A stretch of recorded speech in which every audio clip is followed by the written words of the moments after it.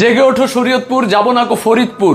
আমাদের শরীয়তপুরকে প্রশাসনিক কাঠামোগতভাবে ঢাকার সাথে যেভাবে সংযুক্ত রয়েছি এবং বাংলাদেশ ভাগ হওয়ার পরে যেভাবে শরীয়তপুর গড়ে উঠেছিল, ঠিক একইভাবে আমরা ঢাকার সাথে সংযুক্ত থাকতে চাই। কিন্তু আমরা দেখতে পাচ্ছি সরকার একটি নীল নকশা এঁকেছে, যেই নীল নকশায় আমাদের শরীয়তপুরকে ফরিদপুরের সাথে সংযুক্ত করতে চায়।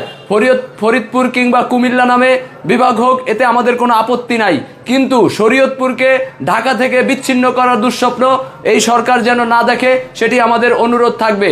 এবং সেই মর্মে আমরা শরীয়তপুরবাসীকে বলবো, আপনারা জেগে উঠুন এবং আগামীকাল সকাল 11টায় চলে আসুন চৌরঙ্গিতে। সেখানে আমাদের একটি বিক্ষোভ সমাবেশ রয়েছে।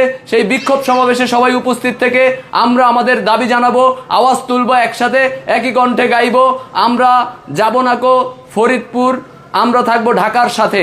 সেই স্লোগান তুলবো একসাথে। চলে আসুন আগামীকাল সকাল 11টায়।